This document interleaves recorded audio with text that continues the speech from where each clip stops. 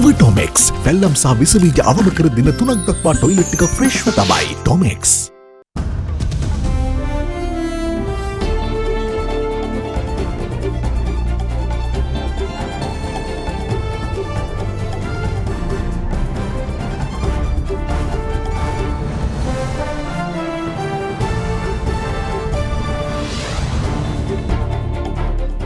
In parallel debt restructuring, an IMF mission expected to conduct technical meetings with Sri Lankan authorities in early May to reach quick agreement on a program for Sri Lanka, says Finance Ministry.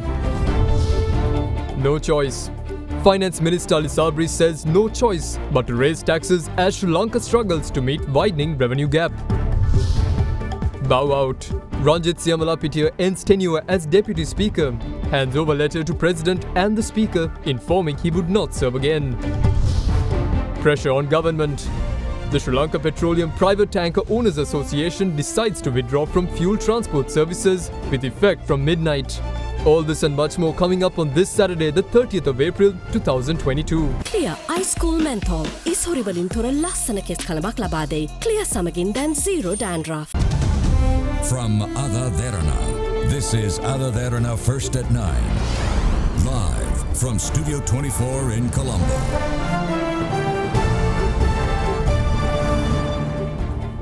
And a warm welcome. You're joining us on AdaDerana English News, your prime-time English bulletin on AdaDerana 24. I'm Indivare Amwatha. The Ministry of Finance says international financial institutions, including the IMF, the ADB and the World Bank, have emphasized the importance of maintaining social stability and protecting democratic institutions in the country for them to assist Sri Lanka to effectively manage the economic issues confronted by the country and the people.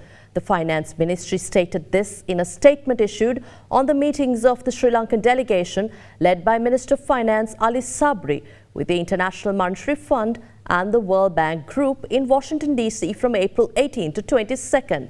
Now, the delegation had meetings with several international financial institutions, including the IMF and World Bank and bilateral partners during their stay in Washington, D.C.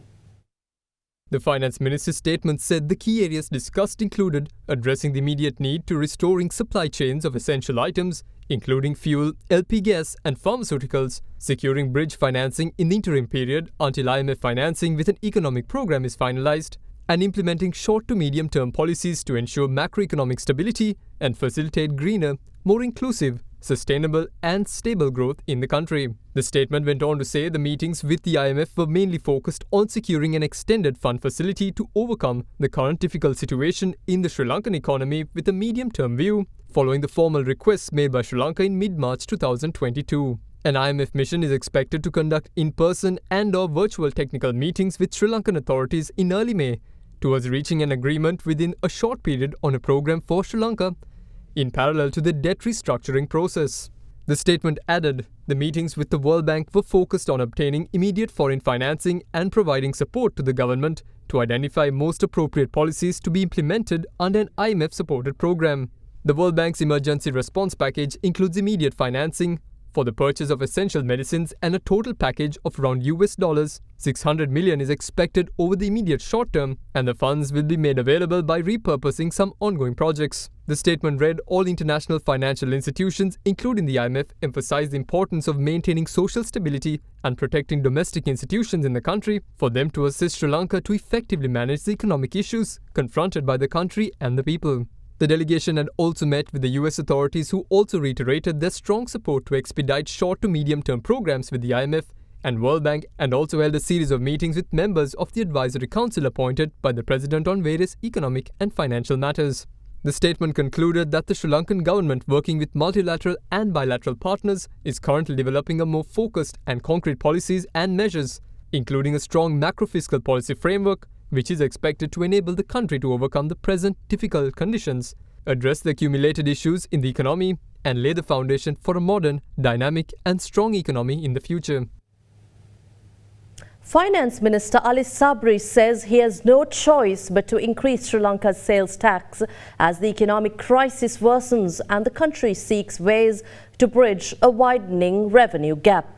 In an interview, he told the BBC that value-added tax should be raised to between 13 to 15% as the current rate is not sustainable. Sri Lanka almost halved VAT to 8% in 2019. Finance Minister Ali Sabri also expressed cautious optimism that the country will be able to start paying its international creditors by next year, although it is very difficult to give a timeline. Sri Lanka needs $4 billion over the next 8 months to pay for imports of essentials.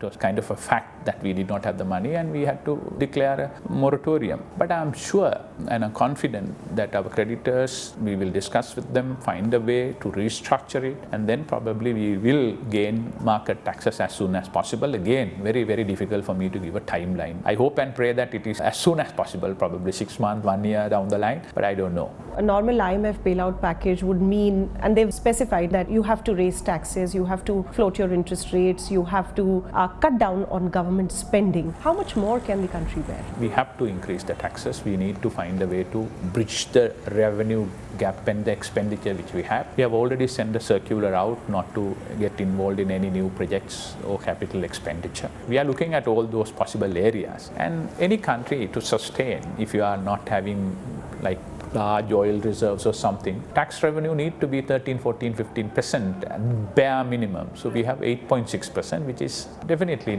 not sustainable. We must have a safety net to look after the poor. So we are working with the World Bank in terms of cash transfers and supporting them so that they will be protected. The people, yes, they are suffering and it is a very unfortunate situation. But what are the choices we are left with? We want the whole system to collapse and then there is absolutely nothing. Bank cannot open LCs, no import, and then no goods at the ground. You need to have a balance and go through the pain so that you regain. So many countries have gone through this. Basically, this is an economic crisis. Economic crisis have led to this political crisis. It's not a political crisis which led to the economic crisis. So in order to get over, we need to have a plan for economic recovery. Nobody is providing that framework. Not the protester, not the opposition, no one is providing. So right now, important thing is to have an economic recovery plan and get that going.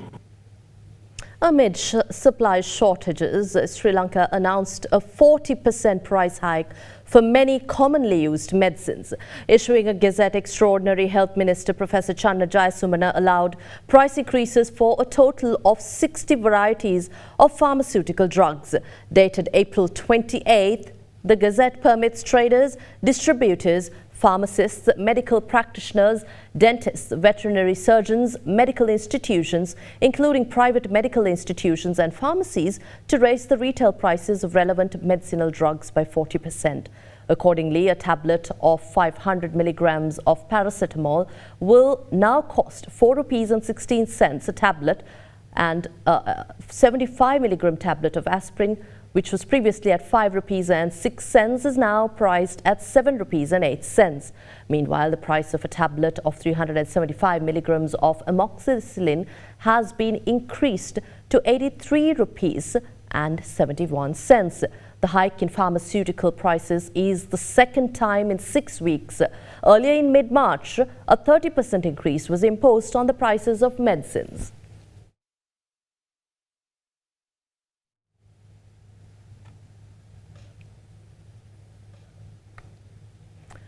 Now, the Sri Lanka Petroleum Private Tanker Owners Association has decided to withdraw from fuel transport services with effect from midnight tonight.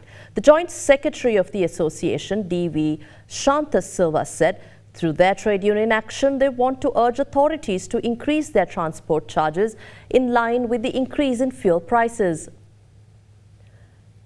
Further, he said the association had sought a revision of transport charges following the fuel price hike, although a positive response was not forthcoming. A meeting between the Sri Lanka Petroleum Private Tanker Association and the Energy Minister was held last evening. Meanwhile, deploying of Sri Lanka Army personnel to monitor the fuel distribution commenced today. The Army stated that it would observe whether fuel bowsers are reaching filling stations on time after leaving their respective terminals. After the fuel bowser departs the terminal, the Army camp in charge of the area where the fuel consignment is transported will be notified, and a team of officers will be dispatched to the relevant locations. In addition to the main fuel storage facilities in Kolonnava and Muthurajavela, a total of 12 fuel distribution centres are in operation across the country.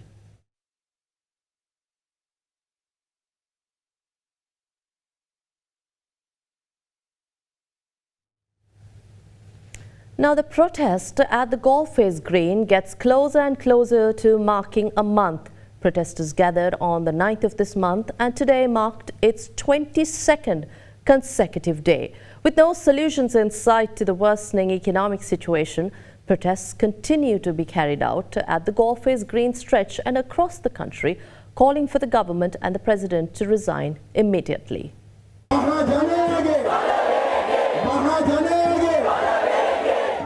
Sri Lanka is currently in a state of instability on many fronts, with the key issues being the unstable economic and political situation. As the situation continues to worsen, the general public continue to voice their opposition through the many protests held across the country as they call on the government and the president to resign. The heart of these protests are at the Goldface Green and in front of the presidential secretariat.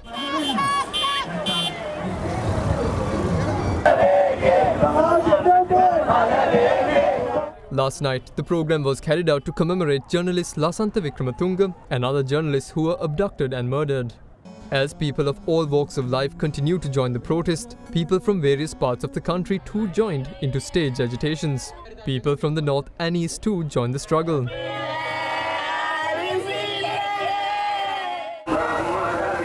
In the meantime, similar to the protest worked off at the Goldface Green, the protest in front of the temple trees continued. People relentlessly protested in front of the Premier's official residence today, despite the Pirit chanting played. Last night, a tense situation had erupted between the police and the protesters after the police had tried to take down the white flags that had been hoisted by protesters. In the meantime, there were protests carried out in the areas of Gaul, Matra and Anuradhapura, expressing support to the Gota Go village that has been set up at the Goldface Green.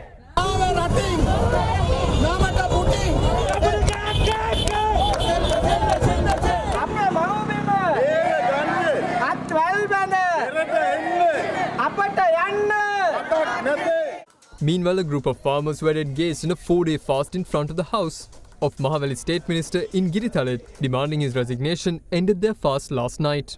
The farmers had decided to end their fast after the Minister of Agriculture and State Minister of Agriculture agreed to provide solutions to their problems immediately. Leader of the opposition Sajid Premadasa today asserted that his party, the Samagi Jana Balawegaya, will not under any circumstance join what he referred to as the government's latest political gamble, the interim government.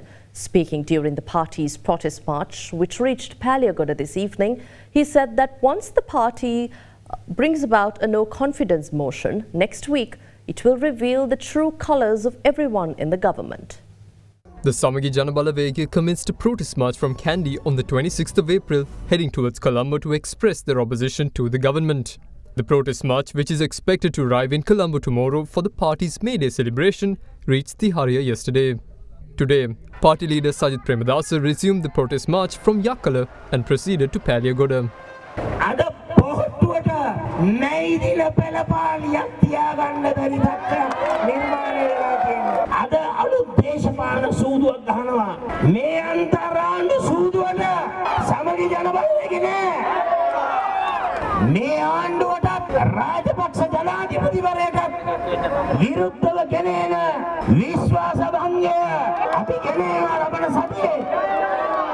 මේ විශ්වාස භංගයත් එක්ක අපිට බලා ගන්න පුළුවන් දෙපැත්තේ කකුල තියාගෙන ඉන්නේ කවුද?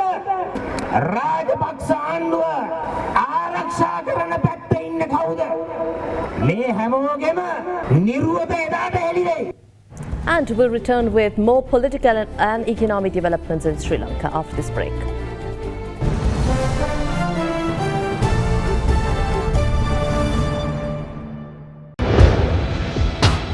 Big 3.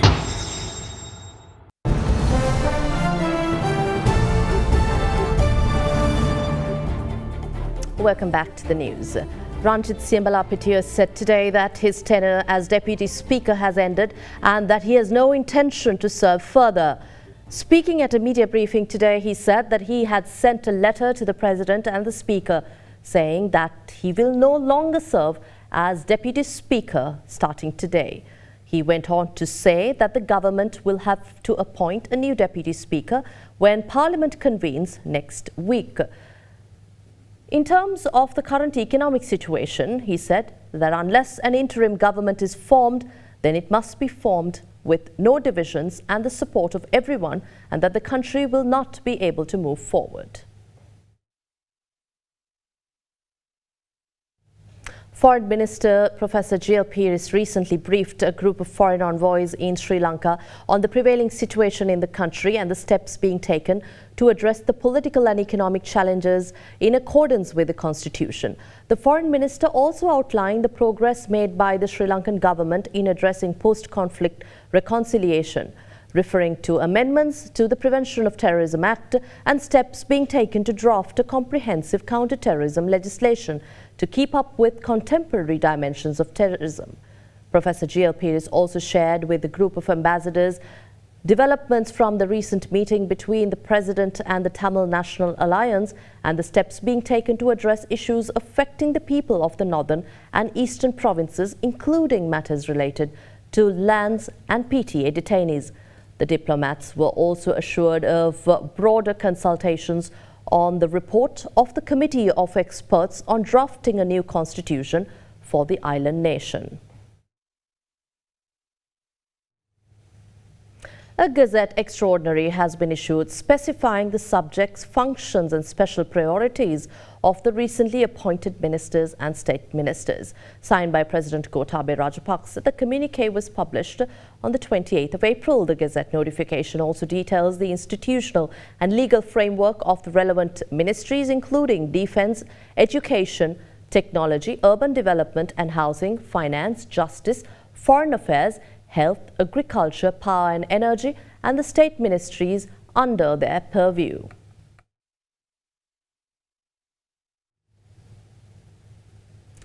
Now, the Meteorology Department warns of heavy showers or thunder showers and in parts of the island and rough seas in several areas across the island. The Met Department requested the general public to take adequate precautions to minimize damages caused by temporary localized strong winds and lightning during the downpours. The Met Department also went on to explain that the extreme heat condition affecting Sri Lanka during the daytime is not similar to the severe heat wave situation in India.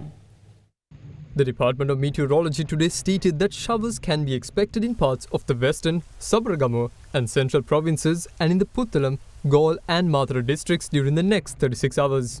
Meanwhile, it is expected that showers or thunder showers will occur at a few places in the Uva province and in the Hambantota, Batticaloa and Ampara during this time. The Met Department also cautioned that wind speeds could increase up to 40 km per hour at times in the north-central, northwestern, southern provinces and warned the general public to take adequate precautions to minimize damages caused by temporary localized strong winds and lightning during downpours. However, despite the heavy rains, Sri Lanka has been experiencing intense heat conditions during the day. Similarly, Sri Lanka's immediate neighbor India has been experiencing severe heat conditions affecting around 15 states. AdaDerana English News inquired the Department of Meteorology on concerns of heat conditions building up in Sri Lanka as well. That is actually normal condition we can expect in the intermonsoon period. Daytime we are getting more sun rays because now there is the OS sun is very closer to the Sri Lanka latitude. So during daytime we are getting more cloud-free sky. So therefore we have some uncomfortable during the daytime. So in the evening, so we can expect some convective activities with the thunder shower. Not the heat wave conditions like in India. So that is far from the Sri Lanka area. That heat wave condition not affecting the Sri Lanka. So we are getting some intermonsoon weather conditions during April and May. So we are getting always that type of weather condition in the Sri Lanka area because during this period our atmosphere is generally warm and some humid. So therefore we are getting some uncomfortable condition and more sun rays during the daytime. The Public Utilities Commission of Sri Lanka approved the Ceylon Electricity Board's request to impose power cuts of 3 hours and 20 minutes from the 2nd of May to the 4th of May. Accordingly, areas A through W will experience a 2-hour power cut between 9 a.m. and 5:30 p.m. and 1-hour power interruption between 5 p.m. and 9:30 p.m. The city of Colombo, meanwhile, can expect power interruptions of 3 hours between 6 a.m. and 9:20 a.m. The Ceylon Electricity Board stated that power supply interruption time and restoration time will vary 30 minutes from the initial time specified. The electricity sector regulator said, however, that there will be no interruption to power supply on the 1st and the 3rd of May in view of May Day and the Ramadan festival.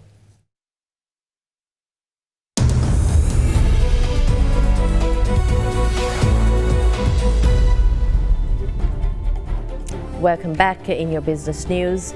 Sri Lanka's inflation surged to fresh highs of 29.8% in the 12 months to April 2022. That's the fastest than 18.7% in March. Data from the Statistics Department showed that the Colombo Consumer Price Index grew 9.3% in the month, from 164.9 points to 180.2 points, as the rupee collapsed to around 360 rupees to the US dollar from 203 over 2 months. This increase was driven by the monthly increase in both food and non-food categories. According to the central bank on Friday, food inflation jumped by 46.6% in April, while non-food inflation grew by 22% in April.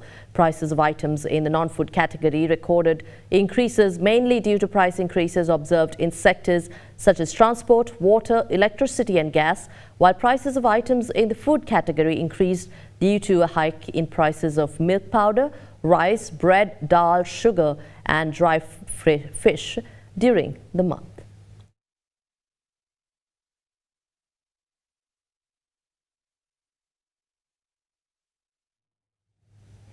Wall Street said on Friday that its deepest daily losses were reported since 2020 as Amazon slumped following a gloomy quarterly report and as the biggest surge in monthly inflation since 2005 spooked investors already worried about the rising interest rates. Data on Thursday showed that the US economy unexpectedly contracted in the first quarter, while the Ukraine war and China's COVID lockdowns have fueled fears of an economic slowdown. Meanwhile, US Federal Reserve policymakers look set to deliver a series of aggressive interest rate hikes at least until the summer to deal with hot inflation and surging labor costs. Amazon, the world's most valuable company, tumbled 14.5% in its steepest one-day drop since 2006, leaving the widely held stock near 2-year lows.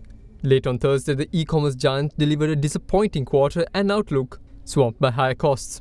The 11 S&P 500 sector indexes fell, led by a 5.9% slide in consumer discretionary and a 4.9% drop in real estate. The S&P 500 logged its largest one-day decline since June 2020. The Nasdaq's decline was its largest since September 2020. Downbeat results and worries about aggressive monetary policy tightening by the Federal Reserve have hammered mega-cap technology and growth stocks this month. The Nasdaq has lost about 13% in April, its worst monthly performance since the global financial crisis in 2008. The S&P 500 has fallen 13% so far in 2022, its steepest 4-month decline to start any year since 1939. Adding to fears on Wall Street, data showed the Personal Consumption Expenditures Price Index, the Fed's favored measure of inflation, shot up 0.9% in March after climbing 0.5% in February. The Fed is set to meet next week, with traders betting on a 50 basis point rate to combat surging inflation. Sharply higher food and gas prices lifted overall inflation to a new 40-year high of 6.6% in March, and more than triple the Fed's target. Hot inflation is why the central bank is widely expected to ramp up the pace of rate hikes, with a high point increase at each of its next 3 meetings and continue raising rates through the end of the year. Contracts tied to the Fed's policy rate now shows heavy bets on interest rates rising to range of 3% to 3.25% by the end of the year, putting borrowing costs well into territory US central bankers believe will put the brakes on growth.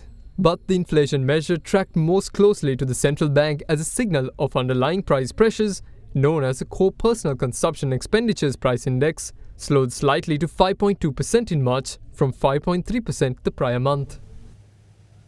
Oil prices fell on Friday, reversing in volatile trade pulled downward by the U.S. heating oil contract that plummeted by more than 20% at one point on the day of its expiration. The front-month U.S. heating oil contract, which is a proxy for diesel prices, soared to a record high of $5.85 a gallon before falling as low as $4.04 a gallon. Diesel futures have climbed as investors worry about tight supplies globally following Russia's invasion of Ukraine. The heating oil contract expired on Friday, along with the global Brent benchmark and U.S. gasoline futures. Volumes in all three front-month contracts was low, creating outsized volatility in the market and leading to late-day sell-offs. The more active second-month Brent crude futures contracted fell 12 cents to settle at $107.14 a barrel. The expiring front-month contract rose $1.75 to settle at $109.34 a barrel. U.S. West Texas Intermediate crude, which does not expire on Friday, fell 67 cents to settle at $104.69 a barrel as traders sold energy contracts across the board. Prices have been buoyed by fears that Russian supply will continue to be disrupted by the conflict in Ukraine. Futures rose this week on the increased likelihood that Germany will join other European Union member states in an embargo on Russian oil. Russian oil production could fall by as much as 17% this year. An economy ministry document seen by Reuters showed on Wednesday as Western sanctions over Russia's invasion of Ukraine hurt investments and exports. Well, look up in the sky at the right moment this weekend and you could see two of the solar system's brightest planets almost touching. Venus and Jupiter will be millions of miles apart, but from Earth they will appear close to colliding. This planetary conjunctions happens annually, but this year they will appear much closer than usual. The same spectacle won't occur again like this until 2039. Just the naked eye or binoculars should be enough to see it in a clear sky. And that wraps up tonight's edition of First at 9 AdaDerana English News. Good night.